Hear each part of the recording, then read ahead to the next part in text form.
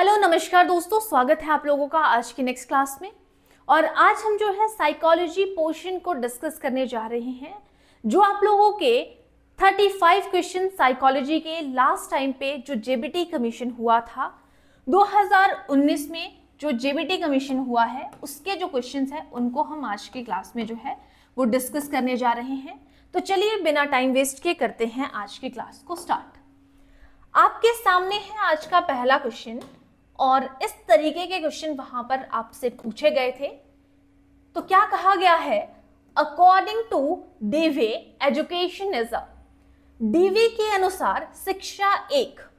आपने डीवे का नाम सुना है, जॉन डीवे जिन्हें हम कहते हैं, शिक्षा में इनका जो है एक बहुत ज्यादा इन्होंने काम किया है। तो एजुकेशन क्या है, एक सोशल नीड है, एक पर्सनल नीड है, एक साइकोलॉजिकल नीड है या एक थ्योरेटिकल नीड है। करेक्ट आंसर यहां पर क्या हो जाएगा, यह एक सामाजिक आवश्यकता है। ऑप्शन नंबर ए यहां पर करेक्ट आंसर हो जाएगा। तो ये सोशल नीड है। हर एक क्वेश्चन की एक्सप्लेनेशन आप लोगों को क्वेश्चन के साथ में दिख जाएगी। क्या कहा गया है, John Dewey considered education as a social necessity, एक सामाजिक आवश्यकता है, because it helps in the transmission of culture and values. क्या बोला जा रहा है कि ये क्या करता है, ट्रांसमिट करने में, जो हमारे कल्चर है, संस्कृति का स्थानांतरण करने में, हमारे जो वैल्यूज हैं, मूल्य हैं, उनका स्थानांतरण करने में, एक पीढ़ी से दूसरी पीढ़ी तक उसमें हेल्प करता है।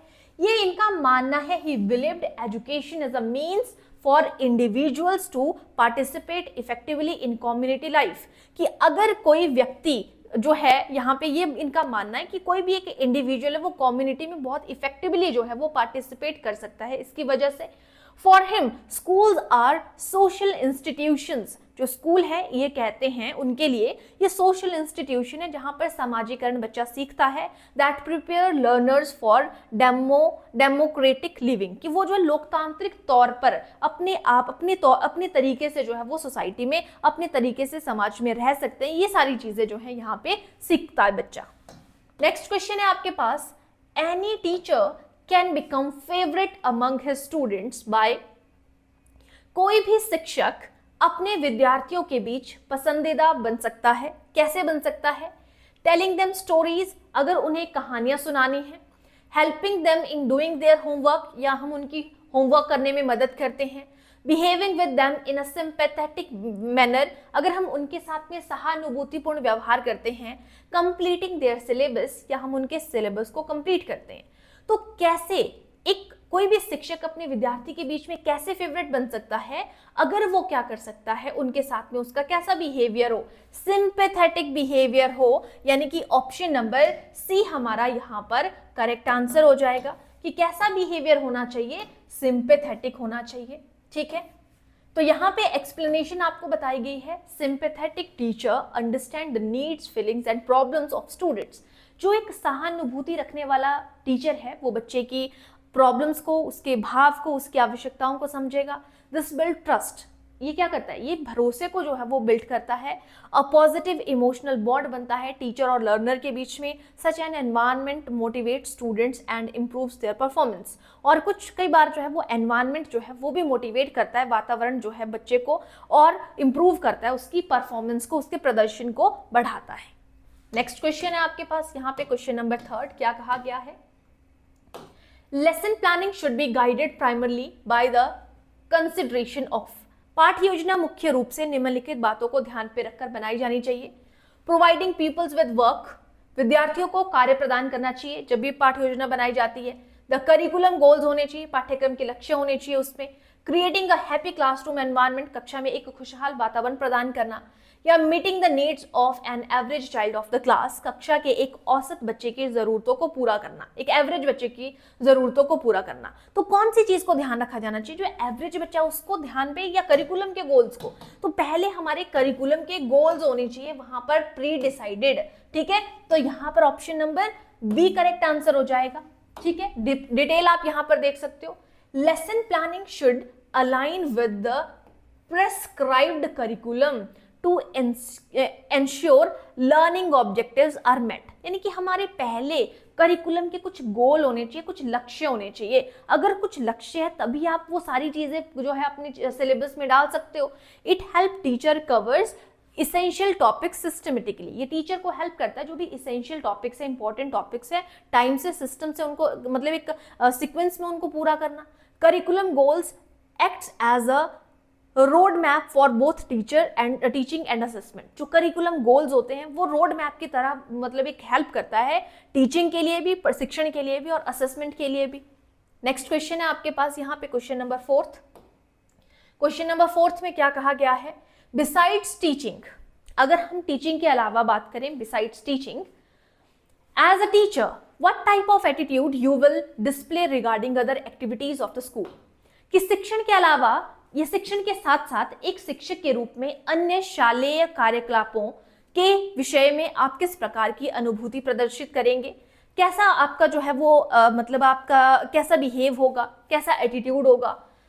इंडिफरेंट होगा यानी कि उदासीन होगा, पैसिव होगा, पॉजिटिव होगा, नेगेटिव होगा, तो कैसा होना चाहिए, उसका पॉजिटिव होना चाहिए। Option number C correct answer हो जाएगा। ठीक है, तो कैसा यहाँ पर जो है वो बिहेवियर होना चाहिए, तो वो पॉजिटिव होना चाहिए। A positive attitude towards co-curricular and extra curricular activities helps in the holistic development of the student.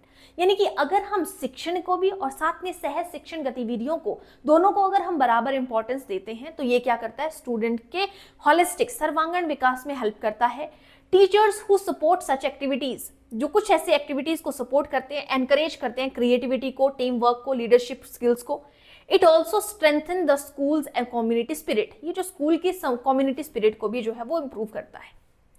Next question है, the school is a, school क्या है, miniaturised form of the family है, लेबोरेटरी ऑफ द स्टूडेंट है, miniaturised form of society है, या psychological laboratory है। तो school किस चीज का है, स्कूल को क्या बोला जाता है, पाठशाला जो है वो क्या है, परिवार का लघु रूप है या समाज का लघु रूप है, विद्यार्थी की प्रयोगशाला है या मनोवैज्ञानिक प्रयोगशाला है। तो स्कूल जो है एक सोसाइटी का एक छोटा रूप होता है। तो option number C correct answer हो जाएगा यहाँ पर, मिनिएचर फॉर्म ऑफ सोसाइटी हमारा करेक्ट आंसर यहाँ पर हो जाएगा।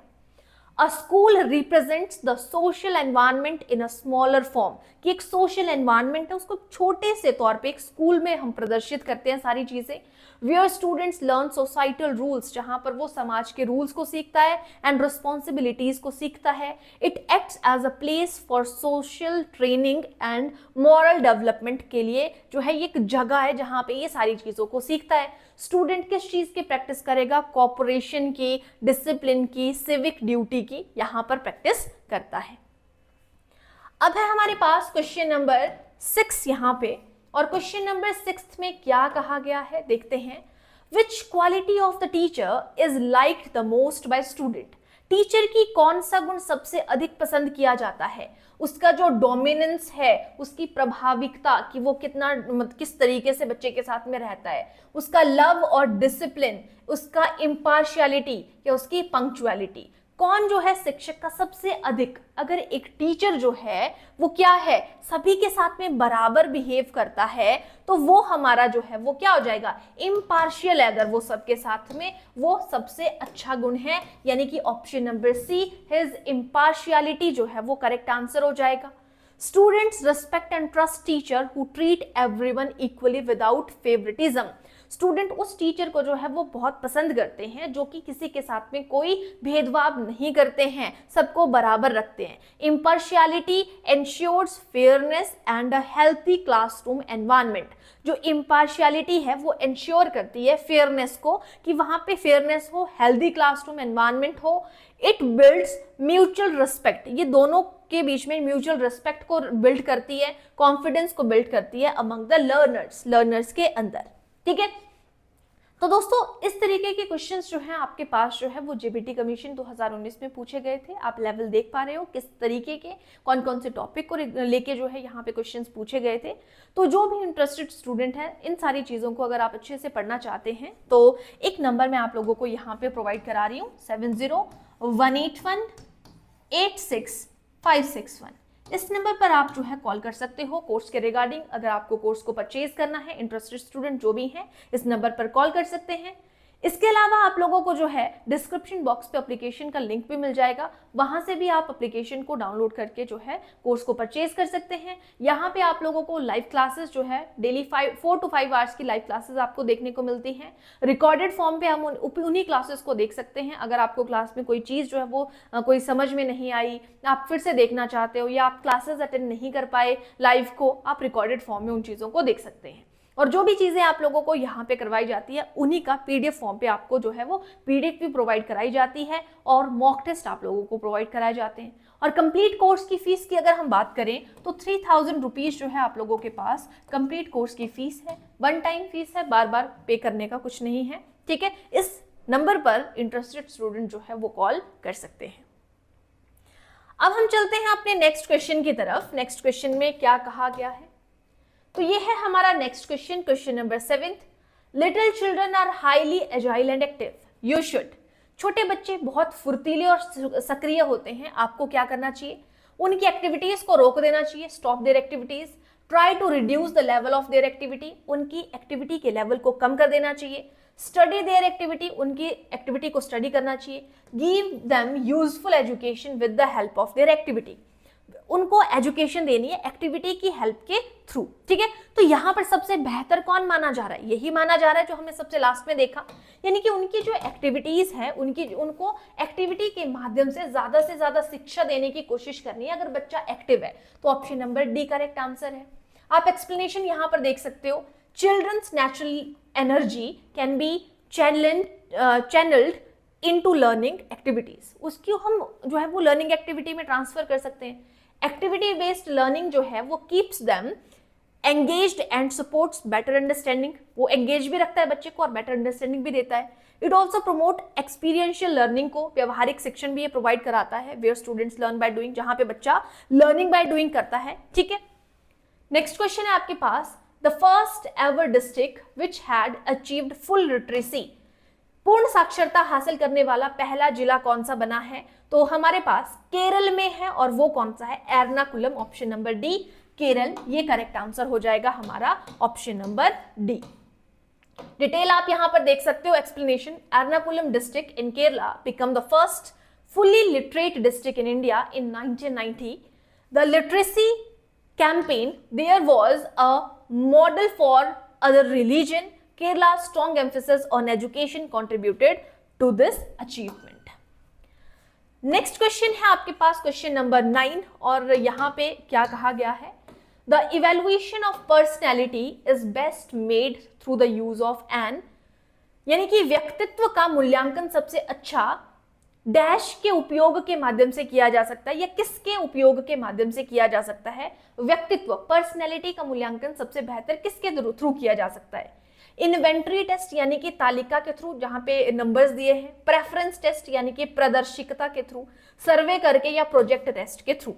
तो करेक्ट आंसर यहां पर क्या हो जाएगा, इवैल्यूएशन पर्सनैलिटी में पूछा है, सबसे करेक्ट क्या हो जाएगा यहां पर, तो करेक्ट आंसर हो जाएगा हमारा option number D, correct answer जो है यहां पर करेक्ट आंसर हो जाएगा। आप यहां पर देख सकते हो प्रोजेक्ट टेस्ट जो है यहाँ पर प्रक्षेपी परीक्षण बोलेंगे हम इसे, प्रोजेक्टिव टेस्ट भी बोल सकते हैं, या प्रोजेक्ट टेस्ट जो है ये यहाँ पर करेक्ट आंसर बनेगा।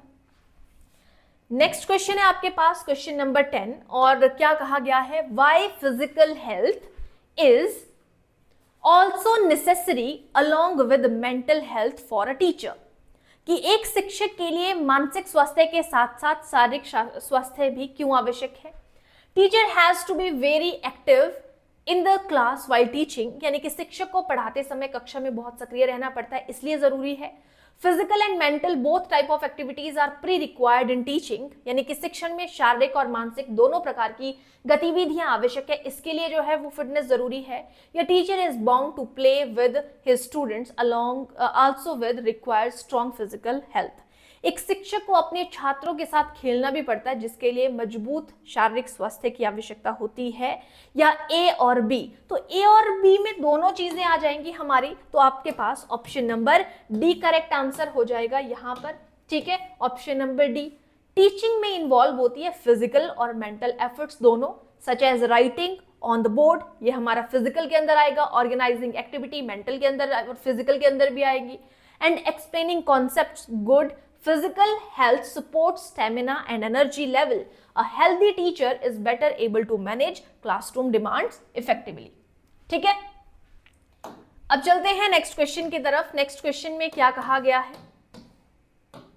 इफ अ प्लेयर या स्टूडेंट हम बोल सकते हैं breaks the rules of the game, अगर वो गेम के रूल को ब्रेक कर देता है, यू विल आप क्या करोगे? Give him a lecture on discipline, आपको डिसिप्लिन के ऊपर उसको लेक्चर देना है, दोगे आप. Give him a chance to improve his game, आप उसको चांस दोगे कि वो अपने गेम को इंप्रूव कर दे. इम्पोज फाइन ऑन हिम, या उस पर जो है वो आप दंड दोगे उसको, या throw him out of the playground, या आप प्लेग्राउंड से बाहर फेंक दोगे. तो हमें क्या करना है? बच्चे को मौका देना है, उसे अपने खेल को प्रोन्नत करने का जो है वो मौका देना है. Option number B correct answer हो जाएगा. क्या बोला गया है? Sports and games are learning opportunities होती है, दोनों सीखने की हमारे पास मौके होते हैं. Allowing the student to correct the mistake encourages fair play, बच्चे को हमें एनकरेज करना है ताकि वो फेयर प्ले करे और सेल्फ डिसिप्लिन सीख पाए. और immediate expulsion can discourage participation, अगर हम एकदम से उसको एक्सपल्जन कर दें, यानी कि अगर हम उसको सजा दे देंगे तो वो डिस्करेज कर देगा उसके पार्टिसिपेशन को. वाइल गाइडेंस फोस्टर इंप्रूवमेंट, इसीलिए जो गाइडेंस है वो फोस्टर करती है हमारी इंप्रूवमेंट को. नेक्स्ट क्वेश्चन है, if a boy is injured in an accident you will, अगर कोई बच्चा है वो खेलते टाइम जो है या इंजर हो जाता है किसी एक्सीडेंट में, आप क्या करोगे? Take him to the doctor, doctor के पास ले जाएंगे, या उसको जो है वो क्या करेंगे? फर्स्ट एड देंगे, इन्फॉर्म उसके पेरेंट्स को करेंगे, inform the police and leave the site of the accident, और वहां से चले जाएंगे. तो आप सबसे पहले क्या करोगे? उसको फर्स्ट एड दोगे, उसके बाद बाकी चीजें होंगी. तो option number B correct answer है. आप यहाँ पर जो है वो इस चीज की जो है वो डिटेल देख सकते हो, आपको सारा चीज यहाँ पे बताई गई है कि क्या करना चाहिए. तो सबसे पहले हमें उसको क्या करनी है? फर्स्ट एड देनी है. नेक्स्ट क्वेश्चन है आपके पास, which type of leadership is considered the best, सबसे बेस्ट हमारे पास सर्वोत्तम कौन सा नेतृत्व माना जाता है? किस प्रकार का नेतृत्व सर्वोत्तम माना जाता है? Pragmatic, authoritarian, democratic, a combination of all, या इन सभी चीजों का कॉम्बिनेशन. सबसे बेस्ट जो माना जाता है वो हमारे पास ऑप्शन नंबर सी डेमोक्रेटिक माना जाता है, जहां पर अपने अकॉर्डिंग जो है वो कोई भी व्यक्ति जो है वो कुछ चीजें कर सकता है. तो डेमोक्रेटिक लीडरशिप में इन्वॉल्व होती है पार्टिसिपेशन, कि वो पार्टिसिपेट करता है, उसके डिसीजन मेकिंग इन्वॉल्व होती है बाय ऑल मेंबर्स, सभी मेंबर्स की अपनी डिसीजन मेकिंग है, अपने अपने डिसीजन है, अपनी अपनी पार्टिसिपेशन है.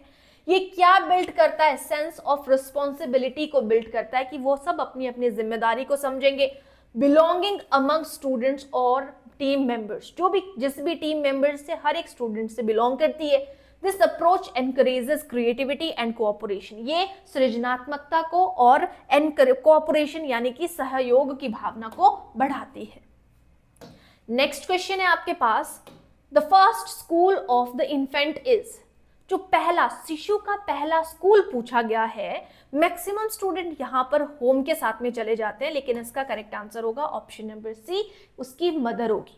उसकी मदर होगी, उसकी फैमिली हो सकती है, यानी कि उसका परिवार हो सकता है यहां पर, अगर परिवार ऑप्शन में दिया है. लेकिन यहां पर फैमिली नहीं है कि उसका परिवार उसका पहला स्कूल है, तो परिवार के अंदर ही हमारी मदर भी आती है. तो ऑप्शन नंबर सी यहां पर जो है वो करेक्ट आंसर हो जाएगा. नेक्स्ट क्वेश्चन है आपके पास, क्या कहा गया है? 4 distinct stages of children's intellectual development are identified by, बच्चों के बौद्धिक विकास के 4 अलग अलग चरणों की पहचान की गई है. किसने की है? पियाजे ने की है. किसके बारे में? Intellectual development. Intellectual development, cognitive development same ही चीज है. तो यहाँ पे sensory motor stage, pre operational stage, concrete operational stage और आपकी फॉर्मल ऑपरेशनल स्टेज जो है वो आपकी 4 स्टेजेस है. तो option number C correct answer हो जाएगा. नेक्स्ट क्वेश्चन है आपके पास, in personality as well as intelligence heredity plays, तो हेरिडिटी व्यक्तित्व के साथ साथ बुद्धि में भी आनुवंशिकता की भूमिका होती है. ठीक है, तो देखो ये दोनों रोल प्ले करती है. अगर आप कहीं पर पढ़ोगे नॉमिनल रोल भी प्ले करेगी और ग्रेट रोल भी प्ले करेगी, लेकिन जब हम इस आंसर के अकॉर्डिंग जाएंगे तो ये एक ग्रेट रोल प्ले करेगी. ऑप्शन नंबर बी जो है वो करेक्ट आंसर हो जाएगा, ग्रेट रोल प्ले करेगी. Heredity provides the genetic framework for intelligence and personality traits को, ठीक है। और while environment shape these traits, biological inheritance sets potential limits and capacities. Both heredity and environment work together in development. ठीक है, तो great role play करेगी, इस तरीके से आप याद रखेंगे। नेक्स्ट क्वेश्चन है क्वेश्चन नंबर 17 और क्या बोला गया है? For primary school children which of the following is better? प्राथमिक विद्यालय के बच्चों के लिए निम्नलिखित में से कौन सा बेहतर है? वीडियो सिमुलेशन जो है वो बहुत अच्छा है, डेमोन्स्ट्रेशन अच्छा है, हैंड्स ऑन एक्सपीरियंसेस अच्छा है, या ऑल ऑफ दीज जो है अच्छा है? पूछा है प्राथमिक विद्यालय के बच्चों के लिए निम्नलिखित में से कौन सा बेहतर है? कि सारे के सारे बेहतर है, ऑल ऑफ दीज जो है। मैं आपको यहाँ पे बता दूं कि ऑल ऑफ दीज यहाँ पर सारे के सारे बेहतर है, लेकिन अगर हमें सिर्फ एक के साथ में जाना है, वैसे तो ऑल ऑफ दीज आंसर होना चाहिए, लेकिन अगर हम ऑफिशियल आंसर की के अकॉर्डिंग बात करें तो हमारा हैंड्स ऑन एक्सपीरियंस जो है, जहां पर बच्चा हाथों से चीजें सीख सकता है, बाकियों से ज्यादा बेहतर है। लेकिन आप इसमें ऑप्शन नंबर डी के साथ में भी जा सकते हो कि सारा बेहतर है। ऐसा नहीं पूछा है कि सिर्फ एक के बारे में बात हो, ठीक है। तो ऑप्शन डी भी हो सकता है और आपका ऑप्शन सी भी हो सकता है, hands on experience. Next question की तरफ चलते हैं। नेक्स्ट क्वेश्चन इंटेलिजेंस के टॉपिक से रिगार्डिंग पूछा गया है। If a child has a mental as, एक फॉर्मूला है हमारे पास IQ निकालने का, mental as upon chronological S multiply by 100। अगर किसी की मेंटल एज 5 साल है और उसकी क्रोनोलॉजिकल एज 4 साल है, उसको मल्टीप्लाई कर देंगे 100 से, तो 4 1 4 हो जाएगा, 4 2 8 हो जाएगा, और यहाँ पे 2 कैरी आ जाएगी, 5 हो जाएगा, 25 5 125 हो जाएगा, और आपका ऑप्शन नंबर डी यहाँ पर करेक्ट आंसर हो जाएगा। आप यहाँ पर भी देख सकते हो, यहाँ पर भी आपको बताया गया है। नेक्स्ट क्वेश्चन है क्वेश्चन नंबर 19 और यहाँ पे पूछा गया है who was the Pioneer of classical conditioning? जो क्लासिकल कंडीशनिंग है उसके अग्रदूत कौन है? तो क्लासिकल कंडीशनिंग जिन्होंने दी है वो है इवान पावलोव। इन्होंने सलाइवेशन ऑफ डॉग के ऊपर काम किया है, तो ये ऑप्शन है ही नहीं, ऑप्शन नंबर डी हमारा करेक्ट आंसर हो जाएगा यहाँ पर। नेक्स्ट क्वेश्चन है आपके पास, the first stage in the learning of a skill is, कि किसी कौशल को सीखने का पहला चरण है, कौन सा है पहला चरण? इमिटेशन है यानी कि अनुकरण है, प्रिसीजन है यानी कि परिशुद्धता है, मैनिपुलेशन है यानी कि हस्त कौशल है, कोऑर्डिनेशन है यानी कि सहयोजन है। तो पहली स्टेज लर्निंग की, कोई भी चीज जब हम सीखते हैं तो हम नकल करके सीखते हैं, अनुकरण करते हैं, किसी की इमिटेशन करते हैं, तो ऑप्शन नंबर ए यहाँ पर करेक्ट आंसर हो जाएगा। डिटेल आप यहाँ पर देख सकते हो। Learning a new skill begins with observing and कॉपिंग other. कोई भी अगर हमें नई चीज सीखनी है, नया कौशल सीखना है, हम क्या करते हैं? उसको ऑब्जर्व करते हैं, देखते हैं और उनकी नकल करते हैं, कॉपी करते हैं उनको। Imitation provides a model for practice. Imitation एक मॉडल प्रोवाइड करती है प्रैक्टिस के लिए। Once basic imitation is mastered, refinement and precision follow. Next question है आपके पास, who is known as the father of educational psychology? देखो वैसे तो यहाँ पे अगर देखा जाए ऑप्शन आपके पास नहीं है, नन ऑफ दीज है, नन ऑफ दीज के साथ में जा सकते हैं। वैसे तो हमारे E.L. थॉर्नडाइक जो है वो हमारा करेक्ट आंसर होना चाहिए था। अगर आपके पास यहाँ पर एक ऑप्शन ना होती, हर्बर्ट अगर ऑप्शन पे ना होती, तो आप नन ऑफ दीज के साथ में जा सकते थे। लेकिन जो शैक्षिक मनोविज्ञान के जनक है, इन्होंने भी इसके साथ में जो है इसके बारे में कुछ ना कुछ बताया है। इनके जो काम है उसको इसके बाद आगे बढ़ाया गया था, ठीक है। इसी जो इनका काम था लॉ ऑफ इफेक्ट वाला जो इन्होंने बताया था, उसमें इसने जो है वो थोड़ा सा काम किया था, मतलब आप ऐसा बोल सकते हो। तो जो आपका हर्बर्ट है वो यहाँ पर करेक्ट आंसर हो जाएगा, ठीक है। Option number A correct answer होगा। नेक्स्ट क्वेश्चन है आपके पास क्वेश्चन नंबर 22 और क्या पूछा गया है? The use of audio visual material aids in the class is, कक्षा में श्रव्य दृश्य सामग्री सहायता का उपयोग किया जाता है किसके लिए? More useful for those students who are intelligent, उन स्टूडेंट्स के लिए जो कि इंटेलिजेंट है। More useful for those students who are slow learner, जो स्लो लर्नर है, धीमी गति से सीखते हैं। या एनहांस करेंगे क्यूरियोसिटी ऑफ द चिल्ड्रन, इसके लिए यूज करते हैं। Takes the concentration of students away from main subject, और ये कंसंट्रेशन को दूर ले जाते हैं मेन सब्जेक्ट से, इसके लिए यूज किया जाता है। किसके लिए यूज किया जाता है? जो स्लो लर्नर्स होते हैं, ताकि वो चीजों को सीख सके, उसके लिए। ऑप्शन नंबर बी यहां पर करेक्ट आंसर हो जाएगा। नेक्स्ट क्वेश्चन है आपके पास, द एक्टिविटी टेक्निक इज, जो एक्टिविटी होती है, एक्टिविटी करके सीखना हम बोलते हैं, गतिविधि तकनीक, वो क्या है? क्लास सेंटर्ड है, टीचर सेंटर्ड है, सब्जेक्ट सेंटर्ड है, स्टूडेंट सेंटर्ड है? तो एक्टिविटी जो है हमारे पास ये एक स्टूडेंट सेंटर्ड है, बाल केंद्रित विधि है, यानी कि option number D correct answer हो जाएगा यहाँ पे। ठीक है, नेक्स्ट क्वेश्चन है क्वेश्चन नंबर 24। 35 क्वेश्चन टोटल आपसे पूछे गए थे। When was operation blackboard commenced in India? India में, भारत में ऑपरेशन ब्लैकबोर्ड कब शुरू किया गया था? तो इसका करेक्ट आंसर हो जाएगा आपका option number A correct answer हो जाएगा। 1990 में जो है वो ऑपरेशन ब्लैकबोर्ड जो है वो शुरू किया गया था। Operation Blackboard was launched in 1990 to provide minimum essential facilities in primary schools में कम से कम इसेंशियल जो फैसिलिटीज है वो प्रोवाइड कर दी जाए। It aimed at improving infrastructure including classroom, blackboards and teaching learning materials. The programme targeted universalisation of primary education. प्राथमिक शिक्षा के सार्वभौमिकरण के लिए जो है ये शुरू किया गया था।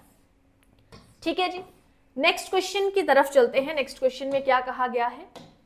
The trial and error method of instructions is best enhanced by। निर्देशों की प्रयास और त्रुटि पद्धति को सर्वोत्तम रूप से आगे बढ़ाया गया है। इसको रोल प्लेइंग बोला जाता है, इंडिपेंडेंट स्टडी बोला जाता है, ऑडियो विजुअल लेसन बोला जाता है, डेवलपमेंटल लेसन बोला जाता है। तो निर्देशों की प्रयास और त्रुटि, ट्रायल एंड एरर पद्धति को सर्वोत्तम रूप से आगे बढ़ाया जाता है। तो इसको क्या कहा जाता है? इसको रोल प्ले बोला जाता है, इंडिपेंडेंट स्टडी बोला जाता है। ये पूछा गया था, तो करेक्ट आंसर हो जाएगा हमारा option number B, independent study इसको जो है वो बोला जाता है।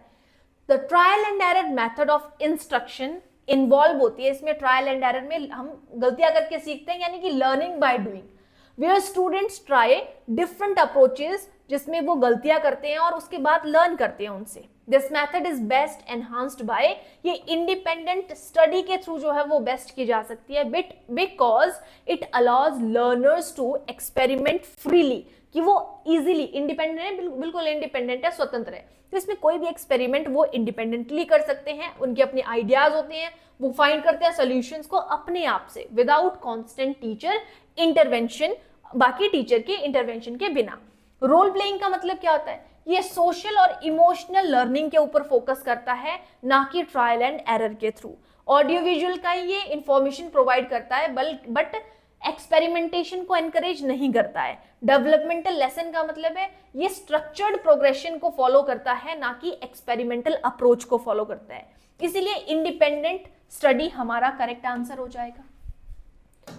नेक्स्ट क्वेश्चन है question number 26। What should be the minimum distance between the book and the eye while reading? जब हम रीडिंग करते हैं तो कितना मिनिमम डिस्टेंस होना चाहिए? 6 इंच का होना चाहिए, 10 इंच का होना चाहिए, 12 इंच का होना चाहिए, नन ऑफ दीज, इनमें से कोई नहीं। तो करेक्ट आंसर हो जाएगा ऑप्शन नंबर सी। तो मिनिमम डिस्टेंस कितना होना चाहिए? 12 इंच का होना चाहिए। Maintaining at least 12 inch distance reduce eye strain, ताकि आईज पे तनाव ना पड़े और हेल्दी पोस्चर को इम्प्रूव जो है वो प्रमोट करे। This help prevent vision problem, ताकि आपको देखने से संबंधित कोई परेशानी ना हो। And ensure proper lightning reach, और इंश्योर करना है कि प्रॉपर लाइटनिंग होनी चाहिए। Reading too close can cause long term eye fatigue, जो अगर आप बहुत नजदीक से रीडिंग करते हो तो ये बहुत लंबे समय के लिए थकान का कारण बन सकती है। नेक्स्ट क्वेश्चन है आपके पास, who gave the trilingual formula? जो ट्राइलिंगुअल फॉर्मूला है वो किसने दिया है? Option number B correct answer होगा, कोठारी कमीशन ने। बहुत जगह पर राधा कृष्णन कमीशन भी बताया गया है, लेकिन वो गलत है। कोठारी कमीशन है जिसने ट्राइलिंगुअल या ट्राई लैंग्वेज फॉर्मूला के बारे में बताया हुआ है। आपके यहाँ पे मैं आप लोगों को जो है वो डिस्क्रिप्शन ये इस चीज की दे दूंगी, आप आराम से इस चीज को पढ़ सकते हैं। कोठारी कमीशन ऑफिशियली इसको हम नेशनल एजुकेशन कमीशन 1964 to 66 के नाम से जानते हैं। Is credited with proposing the three language formula. This formula was later adopted by Indian government in the National Policy on Education, जो NEP 1968 की एजुकेशन पॉलिसी में भी इसके बारे में बात की गई है। बाद में वहां पर भी अपनाया गया है इसको। यहां पर आप जो है इसको इस चीज की जो है वो डिटेल देख सकते हैं, जो भी आप लोगों को इसके बारे में पढ़ना है। ठीक है, सारी चीज यहाँ पे बताई गई है। तो यहाँ पे जो आपका ट्राइलेंगुअल फॉर्मूला है वो किसने दिया है, आपके कोठारी कमीशन के अंडर आता है। इतनी आप लोगों को चीजें पता होनी चाहिए, ठीक है। ये भी कोठारी कमीशन के बारे में बताया गया है, कब हुआ, क्या हुआ, किसने ये किया, ठीक है। नेक्स्ट क्वेश्चन है आपके पास यहाँ पे question number 28, which of the following comprise teaching skill, निम्नलिखित में से कौन शिक्षण कौशल में शामिल है। शिक्षण कौशल में explaining, questioning, black board writing, सारी की सारी आपके शिक्षण कौशल के अंदर जो है वो सारी की सारी जो है यहाँ पर शामिल है। ऑप्शन नंबर डी आप देख सकते हो, ये स्टूडेंट को मास्टर करने के लिए कि ताकि वो कमियां ना हो उसके शिक्षण में।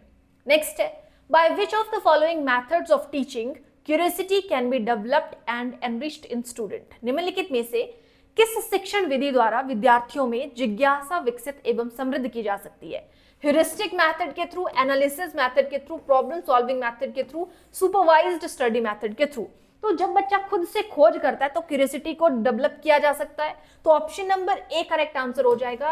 ह्यूरिस्टिक मेथड जो है वो करेक्ट आंसर होगा, जिसमें ह्यूरिस्टिक जो है ह्यूरिस्को से बना हुआ है, जिसका मतलब ही खोज करना है, ठीक है। The heuristic method encourages students to discover answer, कि वो खोज करना है, अपने आप से खोज करना सीखता है। It stimulates curiosity by allowing exploration and experimentation, इसमें एक्सप्लोर करता है, एक्सपेरिमेंट करता है अपने आप से। This self learning approach strengthen critical thinking and creativity जो है यहाँ पे एनहांस होती है, बढ़ती है। नेक्स्ट क्वेश्चन है, the personal factor which affects learning is या आर, सीखने को प्रभावित करने वाले व्यक्तित्व कारक कौन से हैं। मास मीडिया, पर्सनल है, पीयर ग्रुप है, टीचर है, मैच्योरेशन एंड एज है। तो इसमें से कौन सा पर्सनल फैक्टर है जो कि लर्निंग को इफेक्ट करता है। पर्सनल पूछा है तो मैच्योरेशन, हमारा जो परिपक्वता है वो हमारा पर्सनल फैक्टर है, जो कि क्या करता है, हमारी लर्निंग को अफेक्ट करता है। पर्सनल फैक्टर लाइक एज और मैच्योरेशन डिटरमाइन करती है रीडिंग, जो हमारी रेडीनेस टू लर्न, कि हम रेडी हैं लर्निंग के लिए कि नहीं। Younger children may not be able to grasp abstract concept, जो छोटा बच्चा होता है वो अब्स्ट्रैक्ट चीज़ों को, जिनको वो नहीं टच कर सकता, उन चीज़ों को सीखने में जो है वो उतना एबल नहीं होता है, until they reach a certain developmental stage.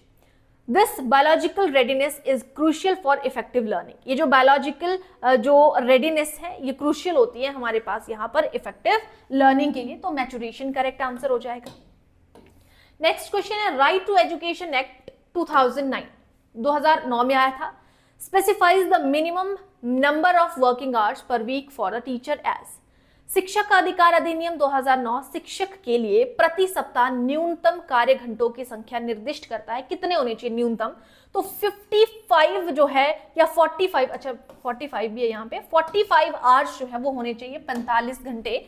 Option number B जो है यहाँ पर करेक्ट आंसर होगा, ठीक है। आप यहाँ पर इस चीज की डिटेल भी देख सकते हैं। नेक्स्ट क्वेश्चन है, कॉग्निटिव डेवलपमेंट मीन्स, जो कॉग्निटिव डेवलपमेंट यानी कि संज्ञानात्मक विकास का अर्थ है, क्या अर्थ है यहाँ पे, developmental of individual, developmental of physical skill का, developmental of a child, development of intelligence. तो यहाँ पे कॉग्निटिव डेवलपमेंट का मतलब क्या है, इसका मतलब है डेवलपमेंट ऑफ इंटेलिजेंस, यानी कि बुद्धि के विकास के बारे में हम यहाँ पे बात कर रहे हैं। Cognitive development refers to the growth of, किस चीज की ग्रोथ में, जो हमारी मेंटल प्रोसेसेस है, मानसिक प्रक्रियाएं हैं, उस चीज को बता रहा है। जैसे हमारी थिंकिंग है, रीजनिंग है, प्रॉब्लम सॉल्विंग है, मेमोरी है, ये सारी हमारी कॉग्निटिव डेवलपमेंट के अंदर आती है। It is about how intelligence and understanding evolve over time, कि कैसे हमारी इंटेलिजेंस और अंडरस्टैंडिंग टाइम के साथ में बढ़ती घटती है। साइकोलॉजिस्ट लाइक जैसे पियाजे स्टडी दीज चेंजेस एक्सटेंसिवली, इन्होंने बहुत विस्तार से इस चीज के बारे में बताया है। तो यहाँ पे करेक्ट आंसर क्या हो जाएगा, डेवलपमेंट ऑफ इंटेलिजेंस, ये इसका मीनिंग होता है। नेक्स्ट क्वेश्चन है आपके पास, what suggestion was given by the Mudaliar commission, Mudaliar commission ने क्या सुझाव दिए हैं। बाइलिंगुअल फॉर्मूला दिया है, Hindi should be the contact language होनी चाहिए, Hindi should be the medium of education होनी चाहिए हिंदी, या क्वाड लिंगुअल फॉर्मूला होना चाहिए। तो ऑप्शन नंबर बी इन्होंने बाइलिंगुअल फॉर्मूला दिया था, ये आपके पास जो है वो मुदालियर ने दिया था, ठीक है। मुदालियर कमीशन कब आया था, 1952 से 53 के बीच में। Recommended the bilingual formula for secondary education के लिए, माध्यमिक शिक्षा के लिए इन्होंने दिया था। जो एम्फेसाइज करता है proficiency in the regional language, जो हमारी क्षेत्रीय भाषा है उसकी प्रभावकारिता के ऊपर, प्रोफिशिएंसी के ऊपर।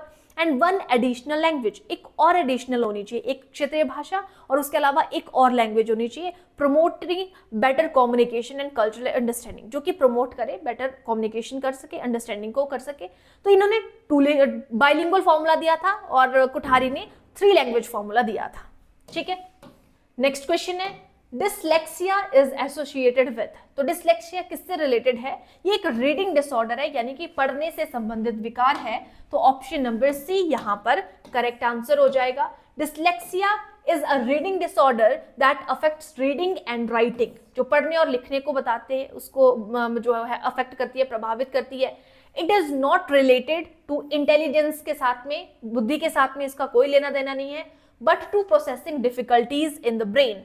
Early identification and intervention can greatly help affected children.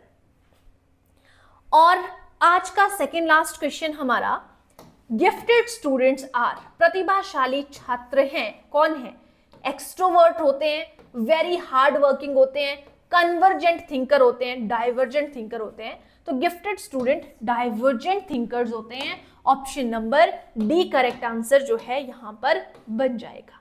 ठीक है, gifted students often think in multiple directions. जो गिफ्टेड बच्चा है वो मल्टीपल डायरेक्शंस में सोचता है, generating creative and original idea को जनरेट करता है।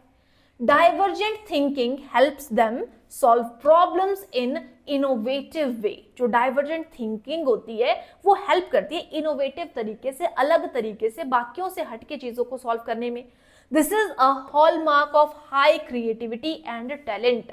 ठीक है, तो ये 35 क्वेश्चंस जो हैं आपके साइकोलॉजी पोर्शन में पूछे गए थे, जो लास्ट टाइम पे जेबीटी कमीशन हुआ था 2019 में। ठीक है, जो भी इंटरेस्टेड स्टूडेंट है, कोर्स को ज्वाइन करना चाहते हैं, कोर्स को परचेज करना चाहते हैं, तो मैं आप लोगों को एक बार फिर से यहाँ पर नंबर दे रही हूँ 70181-86561। इस नंबर पर आपने जो है वो कॉल कर लेना है। और इसके अलावा डिस्क्रिप्शन बॉक्स पे भी आप लोगों को एप्लीकेशन का लिंक दिया हुआ होता है, वहां से भी आप जो है एप्लीकेशन को डाउनलोड करके कोर्स को परचेज कर सकते हैं। आपको यहाँ पर रिकॉर्डेड क्लासेस मिलेंगी। रिकॉर्डेड क्लासेस के अलावा आपको जो है लाइव क्लासेस आप लोगों की 4 to 5 आवर्स रहेंगी, रिकॉर्डेड क्लासेस रहेंगी। अगर आप लाइव क्लासेस को नहीं अटेंड कर पा रहे हैं तब भी आप उन चीज़ों को देख सकते हैं। सिर्फ रिकॉर्डेड ही रिकॉर्डेड अगर आपने लेनी है वो भी आप जो है वो ले सकते हैं यहाँ पे। और उसके अलावा आपको पीडीएफ मिलेगी, जो भी आपको यहाँ पे करवाया जाएगा उसके पीडीएफ जो है आपको प्रोवाइड करवा दी जाएगी पीएनजी फॉर्म में। ठीक है, और उसके अलावा आपको मॉक टेस्ट यहाँ पर मिलने वाले हैं। और कंप्लीट कोर्स की फीस जो है वो दोस्तों 3000 रुपीज रहेगी, वन टाइम फीस है। ठीक है, तो जो भी आप लोगों को कोर्स के रिगार्डिंग डाउट है, कैसे परचेज करना है, कैसे लेना है, तो इस नंबर पर आप कॉल कर सकते हो 7018186561। तो ये थी हमारी आज की क्लास, जिसमें हमने जो है वो साइकोलॉजी के क्वेश्चंस डिस्कस किए। आज के लिए इतना ही, थैंक यू।